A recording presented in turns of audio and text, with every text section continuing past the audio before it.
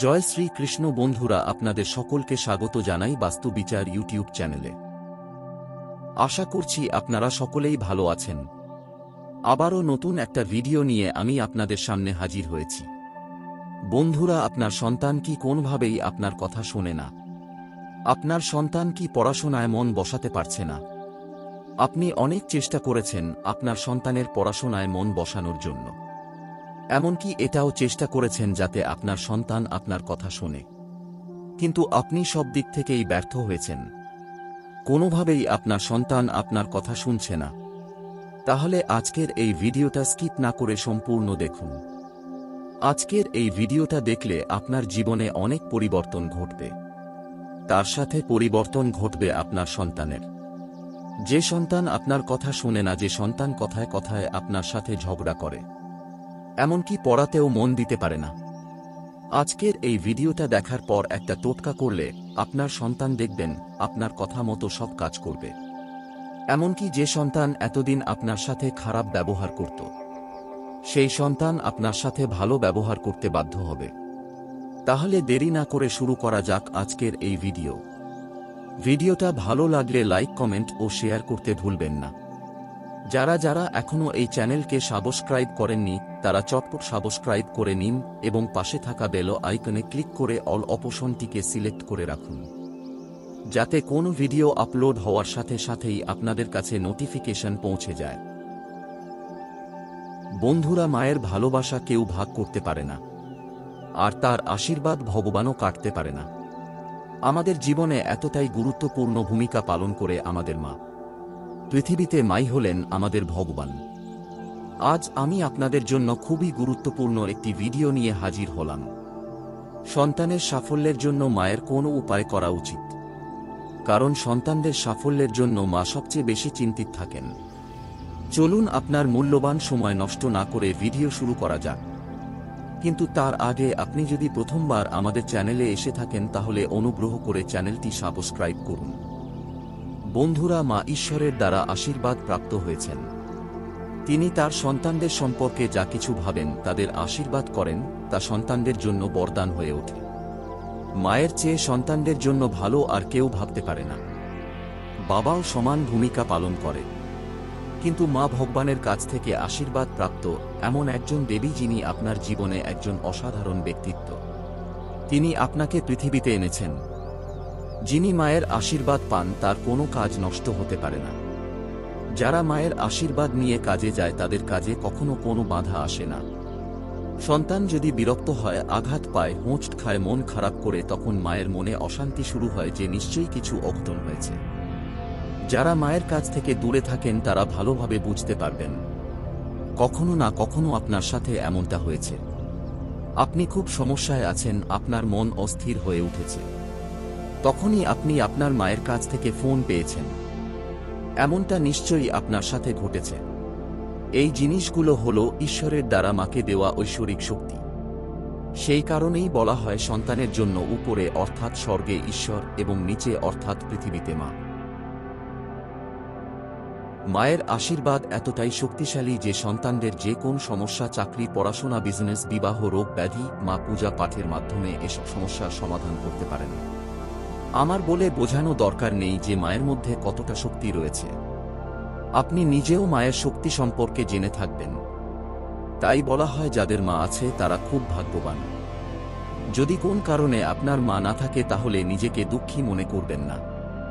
আপনার থেকে বড় কাউকে আপনি মা মনে করতে পারেন। বৌদিকে মায়ের সমান মনে করা হয়, বড় দিদিকেও মায়ের সমান মনে করা হয়। বন্ধুরা, শাস্ত্র পুরাণে বলা হয়েছে সন্তান যদি জীবনে এগিয়ে যেতে বাধার সম্মুখীন হন তাহলে মাকে এগিয়ে আসতে হবে এবং সন্তানের সাফল্যের জন্য উপায় করতে হবে। আজকের ভিডিওতে আমরা মা বোনদের জন্য দুটো উপায় বলবো। আপনি আপনার সন্তানদের নামে সংকল্প নিয়ে সেগুলি করবেন। আপনি আপনার সন্তানদের যে কাজটি সম্পন্ন করার জন্য সংকল্প নেবেন, সেই কাজটি অবশ্যই সম্পন্ন হবে। তাহলে চলুন জেনে নেওয়া যাক সন্তানের সাফল্যের জন্য মাকে কি কি উপায় করতে হবে। প্রথমত, যখনই দেখবেন আপনার সন্তান কোন কাজে বারবার ব্যর্থ হচ্ছে, জীবনে উন্নতি করতে পারছে না, তখন আপনি মনে মনে সংকল্প নেবেন যে সন্তানের সাফল্যের জন্য আমাকে কিছু করতে হবে। সেই দিন থেকে 7 দিন আপনাকে এই সহজ উপায়টি করতে হবে। যে কোন দিন থেকেই শুরু করতে পারেন। আপনি আপনার সুবিধা মতো সময় বেছে নিতে পারেন। এতে সময় বা দিনের তেমন কোনো গুরুত্ব নেই। আপনি কেবল মাথায় রাখবেন, আমি আমার সন্তানের সাফল্য চাই। আপনি আপনার সন্তানের সমস্যা অনুযায়ী সংকল্প নেবেন।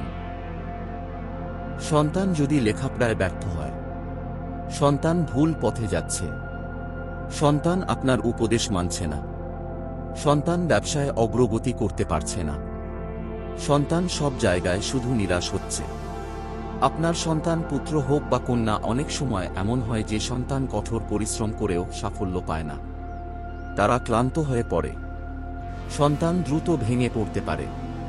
কিন্তু একজন মা তার সন্তান সফল না হওয়া পর্যন্ত ঈশ্বরের ওপর ভরসা ছেড়ে যেতে পারে না। তাই মায়েদের জন্য প্রথম উপায় হল, সন্তান যদি পড়াশোনা করে চাকরি না পায়, সন্তানের ব্যবসায় লোকসান হয়, সব কাজে বাধা আসে, আপনার কথা মানতে রাজি না হয় বা খারাপ সঙ্গ পেয়ে হঠাৎ করেই তার আচার আচরণ বদলাতে শুরু করে, সে অন্যের কথা মানতে শুরু করেছে এবং তার বাবা মা বড়দের সম্মান করছে না, এইসব সমস্যা সমাধানের জন্য আপনি সংকল্প নেবেন। সন্তানের নামে সংকল্প নিতে হবে। আমি আগেই বলেছি, যেদিন আপনি সংকল্প নেবেন আপনাকে কি করতে হবে মনোযোগ দিয়ে শুনুন। যদিও এই উপায় করার জন্য সময় তেমন কোনো গুরুত্ব নেই, তবু আপনি চেষ্টা করুন সকালে বা সন্ধ্যায় যখনই আপনি ঘরের মন্দিরে যেতে পারেন বা যান, তখনই আপনি যে দেবী দেবতাকে বিশ্বাস করেন সেই দেবী দেবতার সামনে এক গ্লাস জল রাখুন। যেদিন আপনি সংকল্প নেবেন সেদিন আপনার ডান হাতে একটি সংকল্প সুতো বেঁধে নেবেন। গঙ্গাজল দিয়ে হাত শুদ্ধ করবেন, অর্থাৎ হাত ধুয়ে নেবেন। এরপর কিছুটা গঙ্গাজল ডান হাতে নেবেন। তাতে কয়েকটি চাল ও একটি লাল ফুল নেবেন। তারপরে আপনি আপনার মুষ্টি বদ্ধ করুন এবং আপনার সন্তানের নামে সংকল্প নিস এবং আপনাকে একটি মন্ত্র বলতে হবে। মন্ত্র মানে এখানে নির্দিষ্ট কোনো মন্ত্র নেই, আপনি যে দেবী দেবতাকে বিশ্বাস করেন সেই দেবী দেবতার মন্ত্র জপ করতে হবে। ধরুন আপনি যদি মা লক্ষ্মীকে বিশ্বাস করেন তাহলে মা লক্ষ্মীর মন্ত্র ওম মহালক্ষ্মী নমঃ জপ করতে হবে। আপনি যদি ভগবান গণেশকে বিশ্বাস করেন তাহলে ওম গং গণপতয়ে নমঃ জপ করতে হবে। আপনি যদি হনুমানজিকে বিশ্বাস করেন তাহলে ওম হং হনুমতে নমঃ জপ করতে হবে। এভাবে সকল দেবদেবীর বিশেষ মন্ত্র থাকে, সেই মন্ত্র আপনাকে 108 বার জপ করতে হবে। এমনও হতে পারে আপনি আপনার প্রিয় দেবী দেবতার মন্ত্র জানেন না, তাহলে হিন্দু ধর্মের সবচেয়ে শক্তিশালী মন্ত্রের মধ্যে অন্যতম হল গায়ত্রী মন্ত্র। এমন পরিস্থিতিতে আপনি গায়ত্রী মন্ত্র জপ করতে পারেন। তাহলে এভাবে আপনি 108 বার জপ করুন। 108 বার জপ করার ফলে ভগবানের সামনে রাখা জল অভিমন্ত্রিত হয়ে যাবে। এরপর আপনি ভগবানকে প্রসাদ নিবেদন করুন এবং আপনার সংকল্পের কথা ভগবানকে বলুন। এরপর সেই জল আপনি আপনার সন্তানকে পান করান। মাত্র 7 দিন এই কাজটি করলেই চোখে পড়বে চমৎকার পরিবর্তন। সন্তানের ব্যবসা ভালো চলতে শুরু করবে, সন্তানের চাকরির সুযোগ আসবে, সন্তান আপনার কথা শুনতে শুরু করবে, সন্তানের সব কাজ ভালোভাবে সম্পন্ন হতে শুরু করবে। এতে কোনো তন্ত্র নেই, এটা মা এবং সন্তানের ভালোবাসা। ঈশ্বরের কাছে প্রার্থনা করলেন এবং শিশুকে প্রসাদ দিলেন, তাতেই আপনার সন্তানের সব সমস্যার সমাধান হবে। এখন দ্বিতীয় উপায়টি জেনে নেওয়া যাক। দেখুন, অনেক সময় এমন হয় সন্তান ঋণে জড়িয়ে পড়ে এবং তাকে আর্থিক সমস্যায় পড়তে হয়। সন্তানের বিবাহে বাধা আসে বা তার বিবাহিত জীবনে সম্পর্কের মধ্যে ফাটল ধরে। এরকম পরিস্থিতিতে আপনাকে যা করতে হবে তা হলো আপনাকে এমন একটি ফল নিতে হবে যেন 7 দিন পর্যন্ত খারাপ না হয়। কারণ এই উপায়টিও আপনাকে 7 দিন ধরে করতে হবে। এমন পরিস্থিতিতে আপনি নারকেল নিতে পারেন। এরপর প্রথম উপায় যেভাবে বলেছিলাম সেইভাবেই আপনাকে ঘরের মন্দিরে যেতে হবে। গঙ্গাজল দিয়ে হাত শুদ্ধ করতে হবে। তবে এবার আপনাকে জলের পাত্র রাখতে হবে না। এরপর আপনাকে আপনার ডান হাতে নারকেল নিতে হবে এবং তার ওপর বাম হাত রাখতে হবে। এরপর আপনাকে শান্ত মনে ওম ওম ওম এভাবে 108 বার বলতে হবে। আপনি মনে মনে 108 বার বলতে পারবেন না, তাই আপনি 7 মিনিট ধরে এভাবে করুন এবং নারকেলটি ঠাকুরের সামনে রেখে দিন এবং প্রার্থনা করুন, হে ঈশ্বর, আপনি আমার সন্তানের জীবন থেকে সব সমস্যা অবিলম্বে দূর করুন। মায়ের দ্বারা করা প্রার্থনা কখনো খালি যায় না। এভাবে 7 দিন করুন এবং 7ম দিনে এই নারকেল প্রসাদ হিসেবে আপনার সন্তানকে খাইয়ে দিন। এভাবে করলে নারকেলের মধ্যে দৈব শক্তি একত্রিত হবে, যার ফলে আপনার সন্তানের মধ্যে ইতিবাচক প্রভাব বাড়বে এবং তার জীবনের প্রতিটি সমস্যা একে একে দূরে সরে যাবে। যে মা বোনেরা সন্তানের পড়াশোনা নিয়ে খুব চিন্তিত আছেন, তাদের জন্য একটি উপায় বলছি, মনোযোগ দিয়ে শুনুন। যদি আপনার সন্তানের পড়াশোনায় আগ্রহ না থাকে এবং মনোযোগের অভাব থাকে, তাহলে আপনি তাকে প্রতিদিন গণপতির পূজা করতে উদ্বুদ্ধ করুন।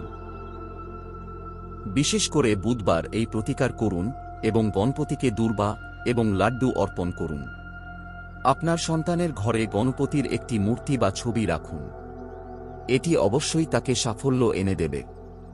এছাড়াও শিশুর লেখাপড়ার প্রতি আগ্রহ না থাকলে কর্পূর ও ফটকিরি স্টাডি রুমে রাখতে হবে। এই প্রতিকার করলে ছাত্রদের পড়াশোনার প্রতি মনোযোগ থাকে এবং সেই স্থানে নেতিবাচক শক্তিও চলে যায়। এছাড়াও শিশুদের বইয়ের ভিতরে ময়ূরের পালক রাখলে তাদের একাগ্রতা বাড়বে। এর পাশাপাশি শিশুর স্টাডি রুমে ময়ূরের পালক লাগান, যাতে শিশুর মন ঠিকমতো পড়াশোনায় নিবদ্ধ থাকে।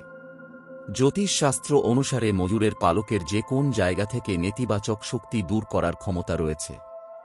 ময়ূর পালকের শুভ প্রভাব তাদের একাগ্রতা এবং মনে রাখার ক্ষমতা বৃদ্ধি করবে।